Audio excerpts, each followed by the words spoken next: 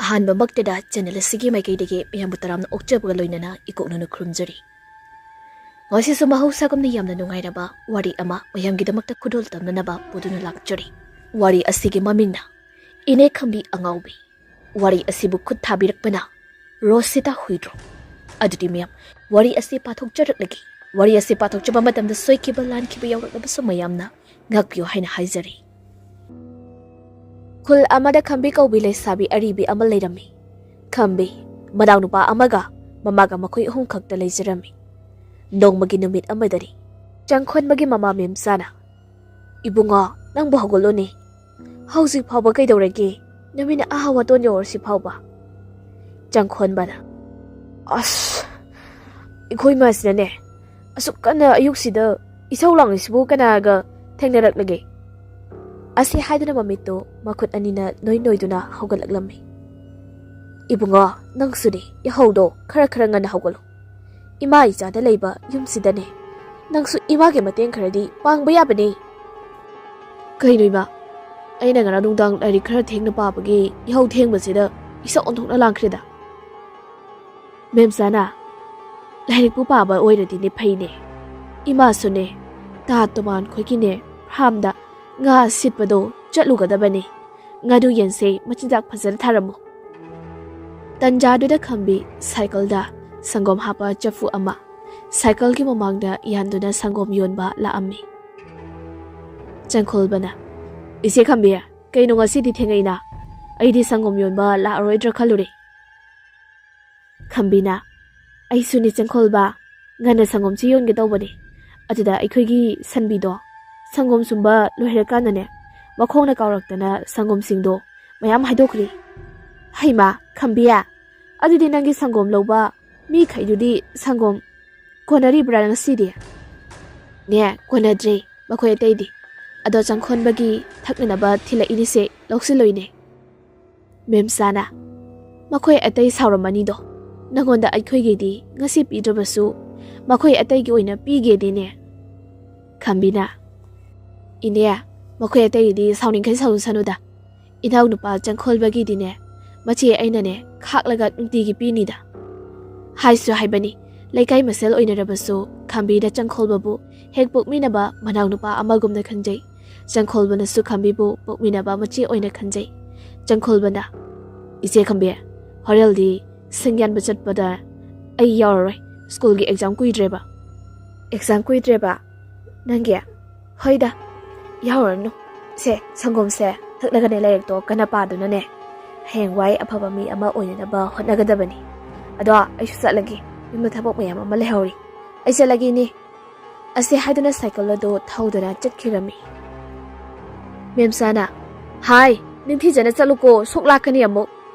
ꯑꯁꯤ ꯍꯥꯏꯗꯨꯅ ꯈꯝꯕꯤꯅ ꯆꯠꯈꯤꯕ ꯑꯗꯨ ꯌꯦꯡꯗꯨꯅ ꯂꯩꯍꯧꯏ꯫ ꯅꯨꯡꯊꯤꯜꯒꯤ ꯃꯇꯝꯅꯤ ꯈꯝꯕꯤꯒꯤ ꯃꯃꯥ ꯃꯩꯄꯥꯛꯅ "ꯏꯕꯦꯝꯃ, ꯅꯪꯕꯨ ꯀꯗꯥꯏꯗ ꯂꯩꯒꯦꯅꯦꯍꯦ?" "ꯍꯩꯃꯥ, ꯌꯨꯝꯁꯤꯗ ꯉꯥꯏꯍꯥꯛꯇ ꯂꯩꯔꯣꯏꯗꯕꯅꯤ ꯃꯁꯤꯒꯤ ꯑꯉꯥꯡꯁꯦ." ꯑꯁꯤ ꯍꯥꯏꯗꯨꯅ ꯃꯆꯥꯕꯨ ꯀꯣꯏꯀꯧ ꯀꯧꯗꯨꯅ ꯊꯤꯔꯤ꯫ ꯅꯥꯎꯕꯅ "ꯏꯃꯥ, ꯑꯩꯈꯣꯏꯁꯦꯗꯣ ꯁꯨꯃꯥꯡꯁꯤꯗ ꯀꯧꯔꯨꯅꯨ, ꯇꯥꯔꯔꯣꯏ꯫ ꯁꯤꯡ ꯌꯥꯟꯕ ꯑꯃꯨꯛ ꯆꯠꯈ꯭ꯔꯕꯅꯤ." ꯃꯩꯄꯥꯛꯅ "ꯅꯪꯁꯨꯅꯦ, ꯑꯩꯅꯅꯦ ꯅꯆꯦꯁꯦ ꯀꯣꯏꯆꯠ ꯆꯠꯍꯟꯒꯅꯨ ꯍꯥꯏꯕ ꯅꯠꯇ꯭ꯔꯣ? ꯅꯣꯏꯁꯦ ꯌꯥꯝꯅ ꯊꯧꯁꯥꯗꯦ, ꯑꯩꯅ ꯍꯥꯏꯕ ꯋꯥ ꯇꯥꯗꯦꯕ." "ꯑꯩꯈꯣꯏꯁꯤꯒꯤ ꯃꯑꯣꯡ ꯃꯇꯧꯁꯤꯅꯁꯨ ꯏꯃꯥꯁꯨ ꯈꯪꯉꯤꯕ ꯅꯠꯇ꯭ꯔꯣ?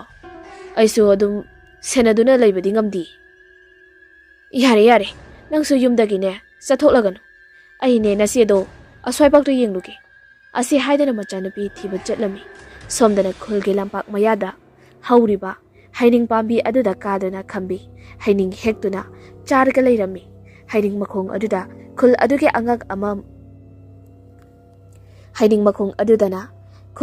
ꯑꯉꯥꯡ ꯃꯉꯥꯃꯨꯛ ꯈꯥꯝꯕꯤꯅ ꯍꯩꯅꯤꯡ ꯍꯦꯛꯇꯨꯅ ꯊꯥꯗꯔꯛꯄ ꯉꯥꯏꯗꯨꯅ ꯂꯩꯔꯝꯃꯤ꯫ ꯑꯉꯥꯡ ꯅꯨꯄꯥ ꯃꯆꯥ ꯑꯃꯅ "ꯆꯦ ꯈꯝꯕꯤ, ꯍꯩꯅꯤꯡꯗꯣ ꯑꯩꯈꯣꯏꯒꯤꯁꯨ ꯈꯔ ꯊꯥꯗꯔꯛꯑꯣ, ꯅꯇꯣꯝꯇ ꯁꯨꯝ ꯆꯥꯔꯒ ꯂꯩꯔꯤ ꯀꯩꯒꯤꯅꯣ?" ꯈꯝꯕꯤꯅ ꯍꯩꯅꯤꯡ ꯈꯔ ꯑꯗꯨ ꯍꯦꯛꯇꯨꯅ "ꯅꯈꯣꯏꯒꯤ ꯑꯉꯥꯡꯅꯤꯅ ꯑꯣꯟꯊꯣꯛꯅ ꯌꯦꯠꯈ꯭ꯔꯄꯣꯠꯅꯤ."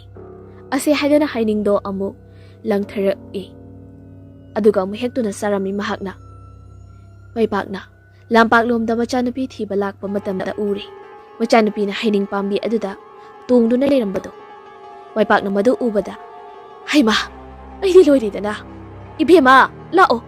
Nang la tawri dumbu karino, kumtharo. Lao haibani nangbo. Asamda macana piba kaurami. Khambina. Aikhoi ma se amuk la adabni. Chalo masalo.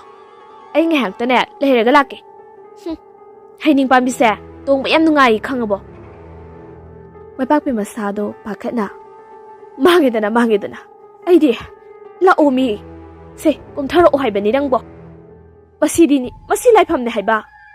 Aina nang sumaina tawgono haiba natromi ibema nangbo. Se la oba kumtharo. Khambis tu mamana adumna koraga leiba aduda tana kumtharaktuna.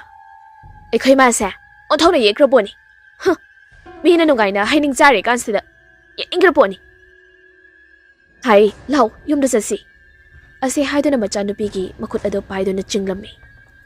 Khuse paino. Ai dum lake. Asi haiduna mamagi mamang thaduna kana chenkhirami. Mai pakna. Hai ma, ngai khuni nangbo. Asi haiduna machanupibu tungda tanarami. Somdana nauba, somangda, sing khaiduna leirami. Tanjadada Khambi mayumlomda kana chensalaklammi. Naubana. Kaino ise, karaida mu chatluino. Ibadi nang thiba chakhidaine. Khambi naubana, ngaglibado kari sukhumda, magi kanda chensan khirami. Mai pakso, machegi matungda tanaraktuna. Masige angangse, kada solo lagane, thamdrabadi yaruidori masi. Janapana, khangdre ma, aikoi chese, wakal khara taradi phagadabani. Mai pakna. Ai suni, nasegi hek khanbadane, laifam chafam khangde. Mana wakal khara tarabadi phagadabani bungo. Ima, kaisu hena khalunuse. Ase haidana mamagi mabok nimbo thamjin bidami. Yasanglakpa matamni. Mai pakse. Asengba phi setuna laidu thananaba laindauka aduaida wai terami. Matam aduda laindauka aduda kanagumba ama leibugumna mai pakki masada faurumi. Mai pakna. Kana leibizano. Ase khanana ka adugi akoibada kuyinglami adubo. Yengsaluba matamda kana suleiramni. Mai pak wai teriba ado loshinduna laiduk amuk tharami. Laiduk tharingai tanja aduda mai pakki nanganda khut amana tapna nalaklami. Mai pak masa ado khangprek khangna ka adugi akoibada kuyinglami. Asamna yengsiluba matamda kana suleiramdi. Mai pak masa ado ingangangna.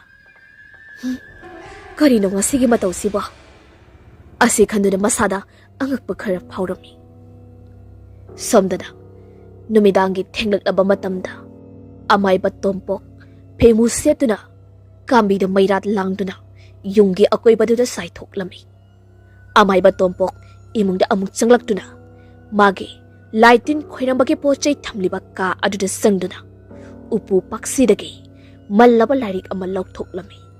Lairik aidugi sekhumda saru porangi makut yektuna lairik ado inai suteirami. Amaiba tompok lairik adugi mamaida thariba mayek ado parami. Megi thawai miren longnaba laiwa. Amaiba tompokna masigi lairik si aina ngasidi mathau pakthoklani mamit khani yengduna mai pak nangbo aigi oiba phangoudrabasu nangi punsibudi aina nungaiba sungphang phangaloi haiduna mamit ado khana lairik aduda yenglaklami. Amaiba tompok sahi kunthramuki mamangi haukraba thaudok amaba amuk ningsinglakami. Mai pakna lei sharingai matamda masak mathau yamna fajabi auba mipum khudingna pamba haibadu oirami. Mai pak khulgi pukrida maga piklingaidagi nungsinaraklaba chaurelga phamduna wari sanaduna leirami. Chaurelna aidi nang se kuinadi leisaningdrabadi leikaisida nang bulum balak iba pakhang mayam sinane ai leifam jafanga khangde wakhalse. Mai pakna pakhaluno pakhasawba asuk nungsiba maramokpa sakhen badang ama leirisida aibu kanagi matung amu iluso haibano. His wangang mudi yamna heiriko aidi ikawbu kawroi se nangina somdi aigi khutmakna semjabani asi haiduna da sombadu pirami. Mai pak machin adu paithokduna aidi lauroi nangina somse I lauroiba kedorage pamdraba aina semjabana somse aibu matik sade haiduna nang aseng may pamdraba. Aigi napada jindrabadi ai di lauroi nangi na somdo asi haidu na mamai do suptuk lami chaurel na nok laduna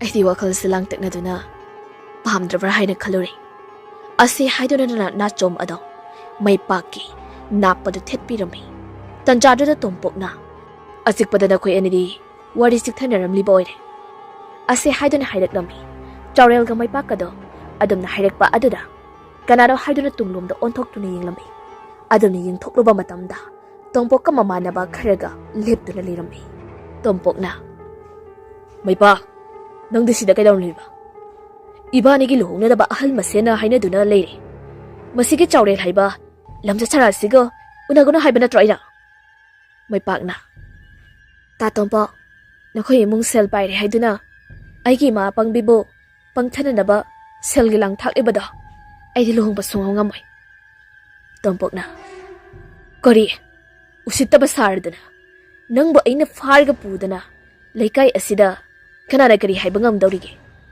ase haiduna mai pak ki makhut adubu paiduna chulami chaurel na tompo nakhoi ki semi usitri ba haibadara ase haiduna tompok amadi maga lakminari ba sing adubu frami tompok ti mai pak ki khut ado paiduna kanna chingna ba muknarami tanjadu da mai pak na leimai da taramba chai machin tumba ama paiduna tompok ki yet thangma mamita kanna thinjilami tompok mamita chaina thinlakpa adudaki chaina na ima haiduna phing chongduna wana chaina khanglami adomna tawri tanja aduda chaurel ga mai pak ka do chen khirami numit asidagi tompok yet thangma mamit ado tang khirami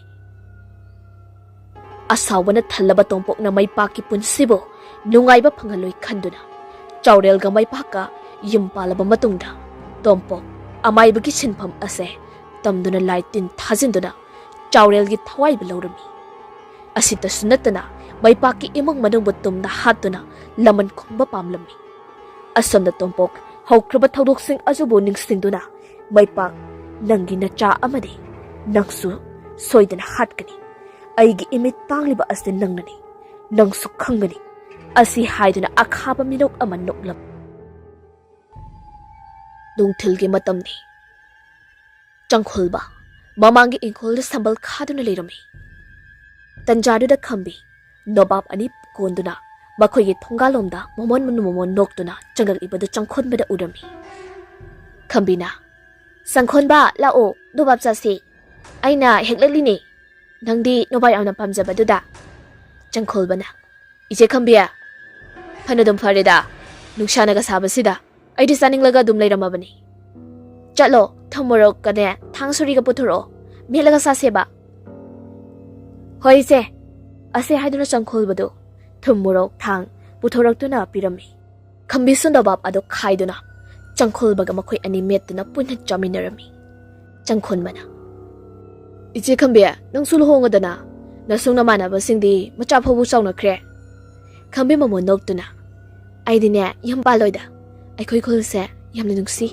aikhoi yamso ije ado ningona mapamda sibase phatabani chuk sajani ko sagi sasasno aidi aikhoi yamda dum leini tanjadu da me maso kaithelagi kumdaklami me mana heima khambiye nangla amidana hoine changkholbase noba pamadudane aikhoi pura ini to ado ngasidi kaithel ngana kumlai nei ne ngasidi ne nupa amana ne aigi nga do loina lobikri laibak phadana ne aduna ni ini nga tana halai bise changkholbana ise ngasidi aikhoi da jak puna charsi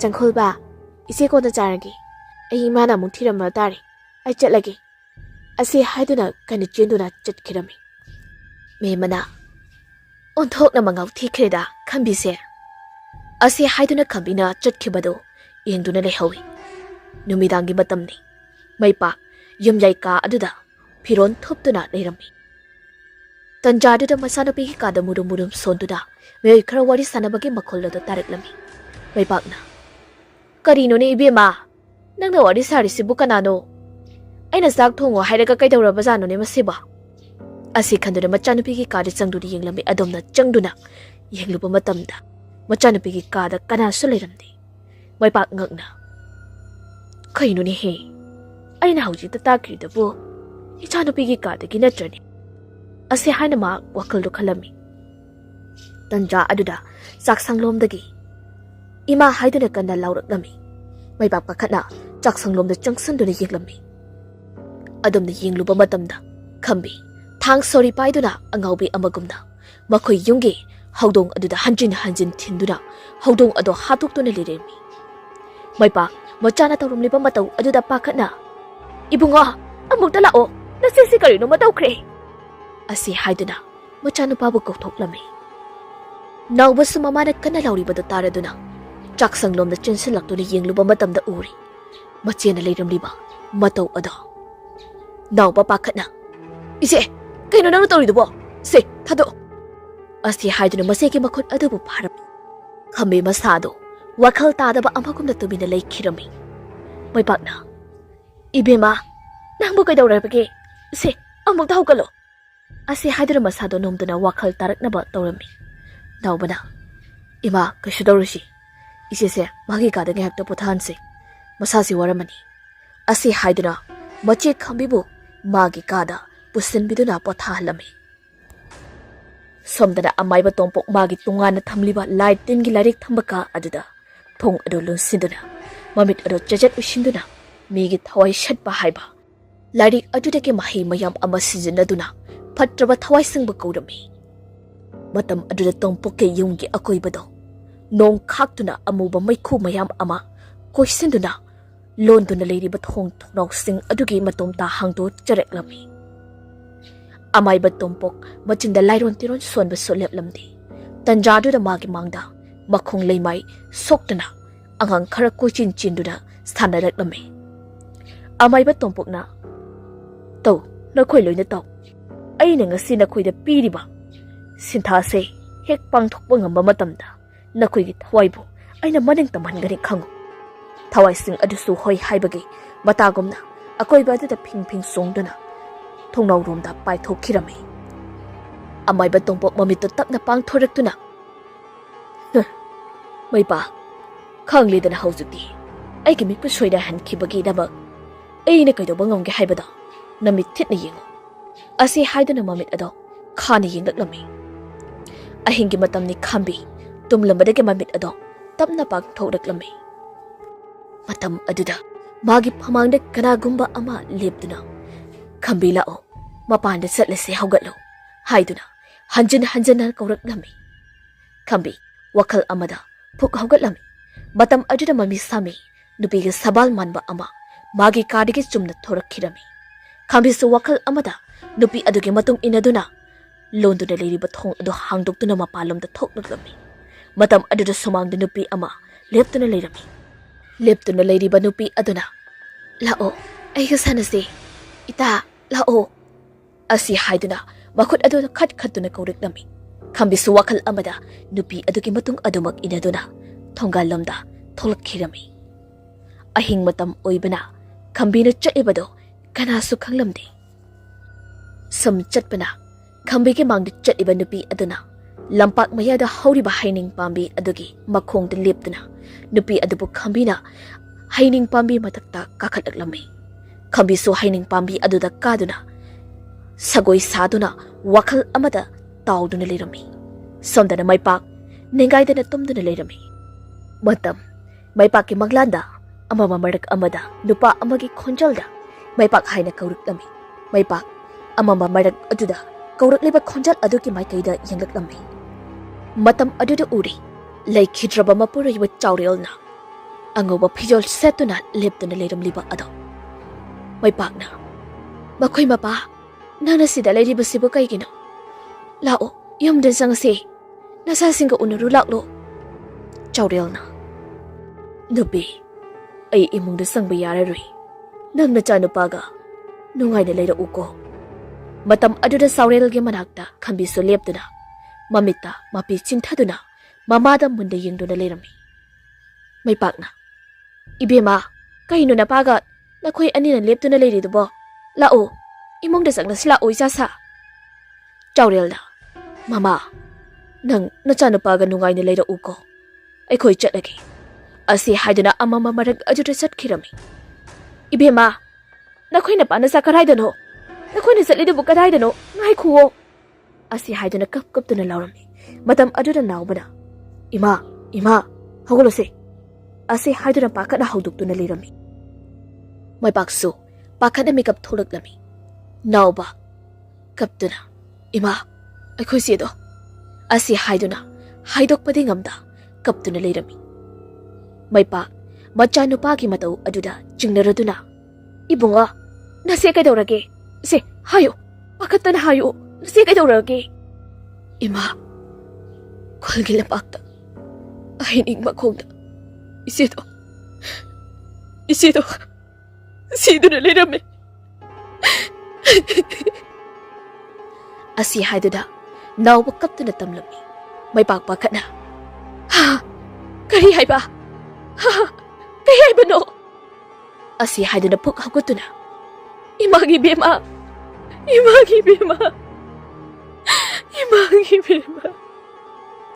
Asi haida na. Baka na kulgilampak lady ba adom na sin kirami. Now baso, kap to na kulgilampak lady ba adom na laami. Matam aduda uri. Kulgilampak na hauri ba. Haining pambi aduda. Laikay miyam sang na kambigi asiba hakchang ying do na liram liba ado. May pak. Matsagi asiba haksang ado ubada. Jinshin na. Imagi bema. Nanatawin si Bukahino. Ha? Karino? Napagi matong indo na chalabroy saso. Ha? Ngay kuwa nagchat ki bayaroy eh. Imagi bema. Asi haido na tamoy sok na kaplami. Naubuso. Ise. Nanatawin si Bukahino. Hogalo. Hogalo iche. Yung nasa si. Ise. Asi haido na machibu go to na yam na kaplami. Janghol baso. Machi Khambi siri tabada. Lambak na chenlak to na. Ise hai na go to na yam na kaplami. Laikay miyam adusu Khambi na siramba aduda nungay taba paurami. Asam na laikay miyam sang do na Khambi ge aroy ba mataw magamto pang thokirami. Numidangi matam ni. Janghol ba. Yumyay kada. Ungdo na famlaga lirami. Miyam sana.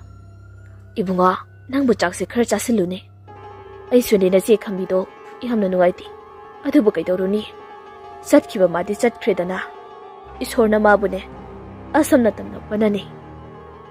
Ima, isi Khambi do, ay di am na nungsi. Maharam yo imita igo, mahanda dribas eh. Kay gino ima. Ibunga, Khambi se piklingay matamda. Inalay din thazin do na ne. Lai, na badagi ne. Miga wakal man adribani. Ima, kanana lai thazali bano. Makoy na isi Khambi bo. Ngaholi ba kay gino ima? Ibunga, iharisi. Kaya ni kanjilano.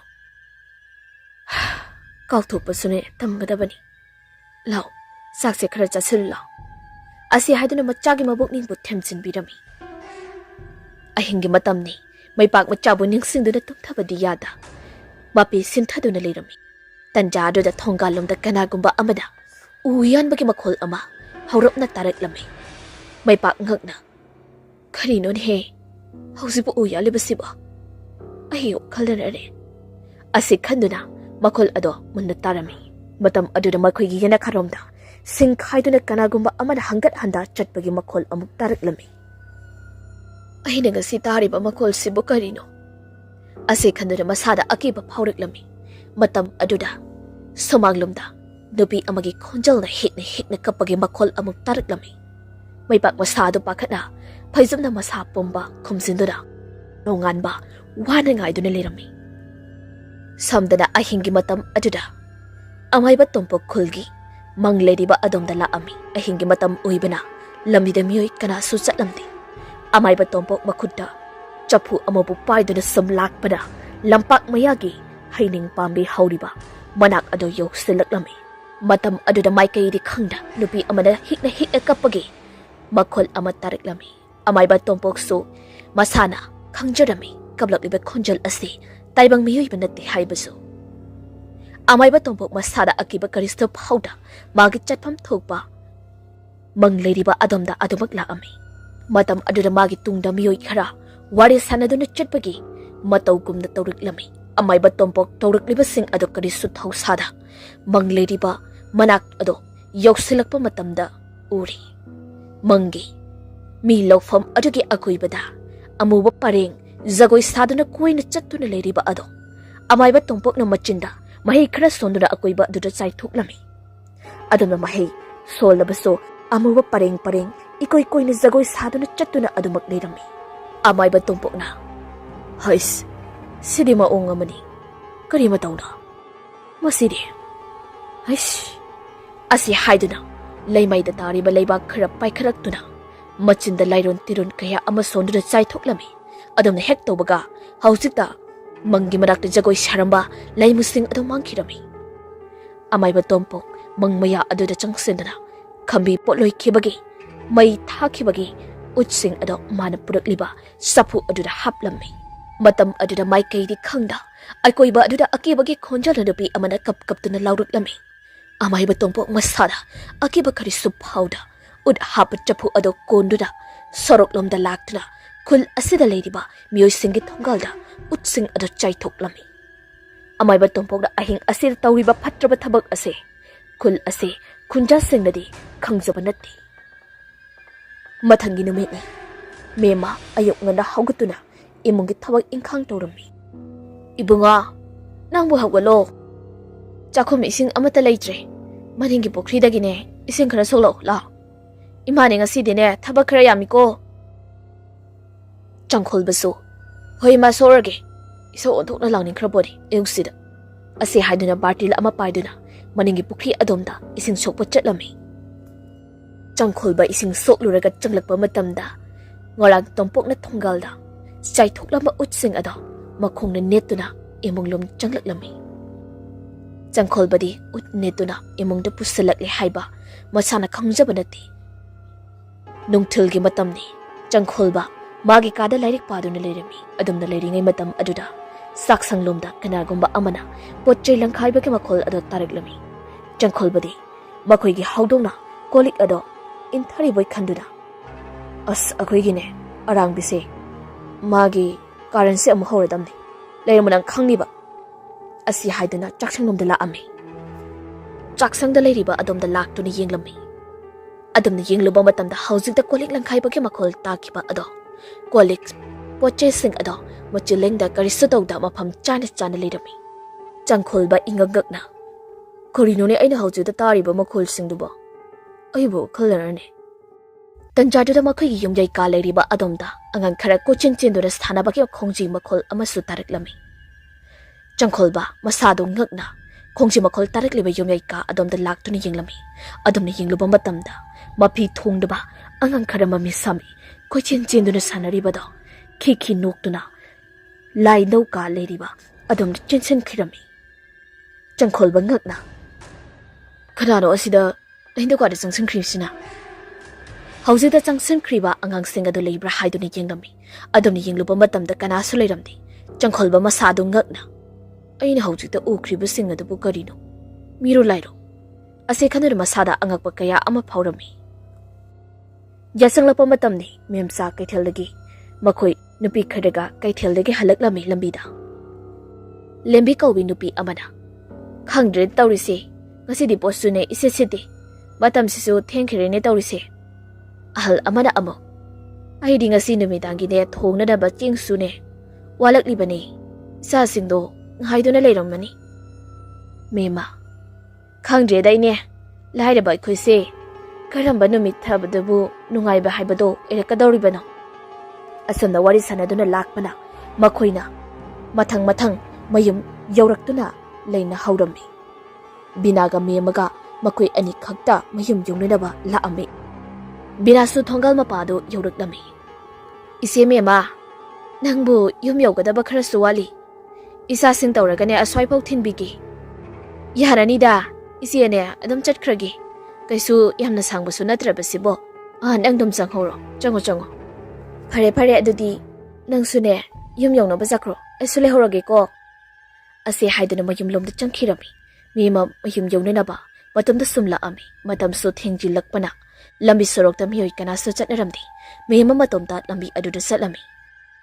Asumna lakmana lampaki haining pambi hauriba manak ado yoksilaklami. Haining pambi manak ado yoksilakpa matamda. Memana khambina haining makhong aduda siduna leirambagi phibam ado khanghaudana ningsinglakami. Mema adumna ningsinglakpa aduda khanghaudana haining pambi aduda yengthokloi. Adumni yengthokluba matamda uri haining makhong aduda makokta sengkhara thongkattuna nupi ama leptuna leiramliba ado. Memagakna kanano ne haining makhong asida leptuna leiribasiba kana odabazano ase khandana masado khanjanarami. Memasu sumlakpana haining pambi hauriba mapa adu yoksilakpa matamda haujikta nupi ama makokta sing thangkattuna leplamba adu kanasu leiramdi.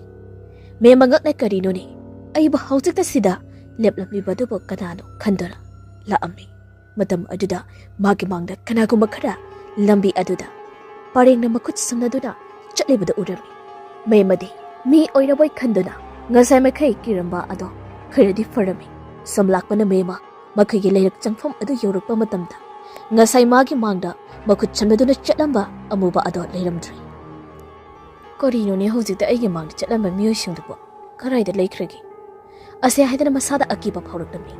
Tanja aduda magi tungdagi nupi amagi khonjalda kana yengino asi haina hairaklammi. Me matungda kanano haiduna onthokduni yengthoklui. Matam aduda makhung leimai sungta tadrabi khambi ado maina chakthokkhibagi akiba saktamda leptuna leirami. Mem saktam adu ubada khangpra khangna ima haiduna mayum tamna chensilaklammi. Somda thongalda changkhonba lartel ama paiduna mama halakpa ngaiduna leirami. Matam aduda uri mama na pakana chelakliba ado changkholbana ima kidawe yaurge adu pakana chelakliduna. Mama adu fakatna ibunga imna changsi ima isa se kenu matawri lao lao asi haiduna yumlomda pakana chenchen khirami. Changkholbaso mama gi mataw aduda masada angakpa khara faurami. Mema imongda sangduna masapo madamaina oktoklami. Changkholbana ima kidawe yaurge nang maiga oktokliduna. Mema machanupada haidoklabadi ki khini khanduna asengba wadi haidoklamdi. Kisu tawtida ibungo ama makanda lakpasidane isada hainadaba phawbagi mai okthokpani. Changkholbana as aidi imagi matawduda pakhatlure law chak thirabani chak charosi hoi hoi charsi ase haidana mama macha anido poina chak saminarami. Ahinge matamni nawba tumlambadagi mapan thokninglakpana mikop thoklaklami. As timing si onthokna chakhidreda maiketusu karaida lekrabano khangde hoida voregi ase khanduna mai amata yawda matomta yena khromda laktuna mapan thoklaklami. Aduna mapan thoklingai tanja aduda nawbagi nanganda khut amana tapna nanthareklami. Nawba khangpra khangna tunglomda othoktuna yengluba matamda kanasu leiramdi. Koino hujukidubo aigi wakhalnarne ase khanduna imongda sangge haiduna mangon gi dhari ado hek kabaga bakoi gi sumang matonda thamliba sansing ado karigumba ama tawbagumna pangkhongda kana kana khonglami. Nawbana kaino gi sansingna soklamna kana khonglisina ase khanduna sangol leiba adomda munna yengsilui. Adomna yengluba matamda sangol aduda mi isabal mutrigumna kanagumba ama leptuna leiribada urami. Nawba ngakna kanano asida leptuna leiriba seba khanduna sangol leiriba adomda munna yenglami. Asumna yengsiluba matamda leptuna leiramba nupi ado sum wangkhalaktuna magi manakta naksalaklami. Nawba tawriba mataw aduda pakhatna imungda changsendada thonglon silami. Kaino ina uriduba aibu imana hauduktuna yenganchirane. Asumna nawbado khanjarami. Tanja aduda machegi kada miyoi khara murum sonduna wari sanabagi makhol tariklami. Chegi kaduda kana legi asi haidana changchinduri yenglami. Asomna yengluba matamda machegi kada kanasu leiramdi. Nawba gakla karinoina hujikta takriba makhol aduba kasidagi natrane ase khandara akoibadu sum yenglakpada phaklangda thetliba achoba mingsal aduri yengluba matam nawba masagi sakpam ado mingsal aduda taramdi. Nauba ngakna masidi kari matauno khanduna mingsal aduke manakta changsinduna stil aduda makutna nalami matam aduda saktam kairaba nupi ama mingsal adudagi tholaktuna naubagi makhori ado melaklami nauba pakatna lauba sungamda makut adubu lauthokna naba wan hotnaduna khut adudagi nanthogtuna ima haina lauduna ka adudagi sen thoraklami mai paksu machanupana kanna laurokpa aduda mikap tholaktuna fuk haugatuna ibungo kaidorage ase haidana machage manakta pakatna chinsilaklami naubado masado pakatna ima ayamna kiri ima ase haidana mamada konsilami matam aduda makoigi yumgi manakta kanagumba amana hangal handa chatpagi makhol ama taraklami naubana ima kaino makhol asiba ai sase amna kiri ima ibungo kaisu tawrusi ima leri bisidi hayeng amaiba makaudunane ima yengthoange pakai kanuse ase haidana machagi mabuk ningbu themjin birami asamna ahing ado akiba gi makhol mayam sing adugi marekta kina nongan bagairami mathangi numitta khul thangnabada leiba amaiba ke sobo kaururoduna maipakna thokliba thodok sing asigi maramda yenghalami amaiba ke sona ibe mana khoi gi se migi posem yorini adudasu achamba midi nati maipakna oza maiba adubo kokthok chamthok pibadi yarodra ibema no hore numidangdo ipallaki se chesida iriba laigi pochai singse sem sadana horen ngairamo adugane laitin ningthijana khoiramasi maibaksu hoi oja amaiba haiduna mayumda halaklami asamna hokibana numidangi matamni lai khoiramnaba pochaidu sem sadana mama machado ngaiduna lirami tanjaduda amaiba ke sosolaktuna lai khoiramnaba tawrami ke sona ibema nakhoi wa amata ngangba yadeko aki akang phawba yadi ase haidana machinda lairot tiron sonduna lai khoiramba haurami matam aduda ure khangi thokliba thodok mayam ase amaiba tombokna laitin thajanmani haiba keso machinda lairin tiron kaya ama sonduna phatraba thawai sing adubo amaiba tombokki mayumda thajalami somda laigi thau tongnaba sem saduna leiramba tombok masado maina chakpogumna leimaida tharo maru olaklami keso machinda lairon tiron akan ba son basule mamdi amaiba tombokso haijaba mahi sing ado sonduna masangak thok chanaraba tawrabso aremba tarami matam aduda mana sanaramba phatraba thawai sing ado yumsilaktuna amaiba tombokki thawai bu laurami amaiba keso mamit tapna pang thoraktuna ibema hojikti karisu tawraroido naubana oza thokliba thodok singsibu mataw karamdano kesona nakhoi muna taw amaiba tomboknane laitin thajenduna nakhoi gina chegana pagagi thawaibu laudunane namana cha nakhoi anibusu hananaba hotnabani masida sunatanane khul asigi miyambusu aki akhang nangdunane mana khudum chananaba hotnarabani kari haiba onthokna phakidrida ko miyoibani ko tompokna hakse kesona haujiti amaiba tompokki thawai sune aina manghankhri thawai singse ningthijana phajendunane aina thamkhragi haujiti karisu tawraroida ase haina hairami asamna keso laitin ningthijana khoiramduna tompok sikibadagi khul asi aki akhang yauda nungaina lenkhirami